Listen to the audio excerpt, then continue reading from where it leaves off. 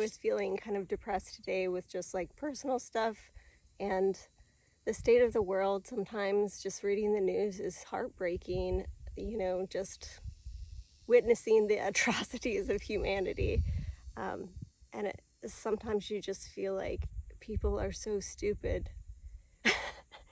But so I decided to go out to the forest, and on the drive out, I saw so much roadkill, wildlife dead on the road, and new patches of invasive Kogan grass spreading. And that was really depressing, and then I started crying. So then I just drove out and walked into the woods here, and I was just crying in the woods.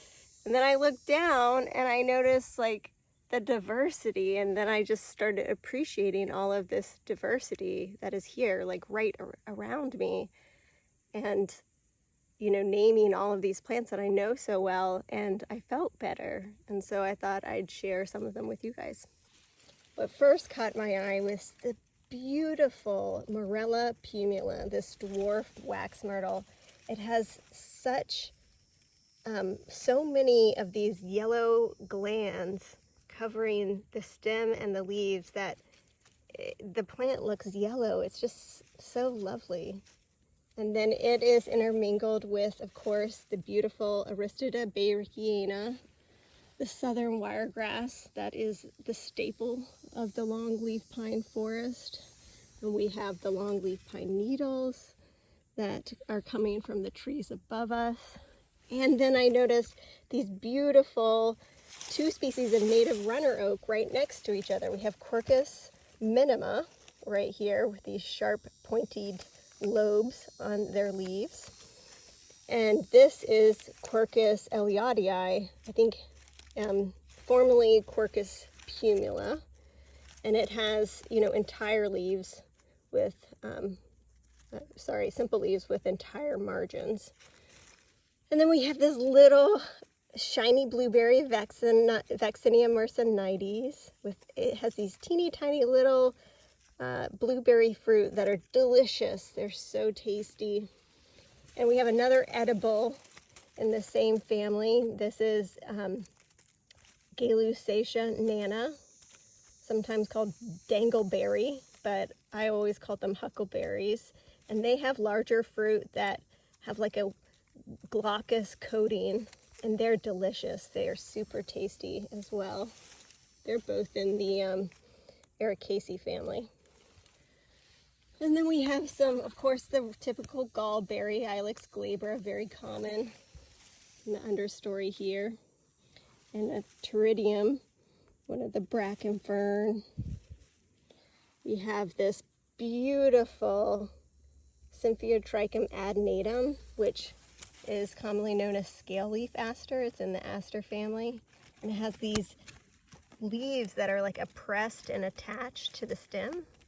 You like can't peel them away. It's really an unusual species and really easy to identify because of that. And another aster here is Sericocarpus tortifolius. It'll have white flowers in a week or so on this one. And there are more asters here as well, like this silkgrass aster, Pityopsis, but it's not in flower right now. Oh, here's another aster. The beautiful Trilisa odoratissima, formerly in the genus Carpiferous, commonly known as vanilla leaf. And once I just started appreciating all this stuff, I just felt better. And so I thought maybe I should make a video and share that, because I'm sure we're kind of like all experiencing the weight and burden of like existence in this era. It's just not easy. So to wrap up on a positive note, you're not alone if you feel overwhelmed and depressed these days. I think if you are sane and in touch, then you probably feel that way. And now I'm looking around and thinking about all the plants that I failed to introduce to you guys, but it doesn't really matter. What I wanted to share is that like my love and appreciation of the natural world, and just getting outside and observing it it makes such a big difference in my mental health, and I highly recommend that.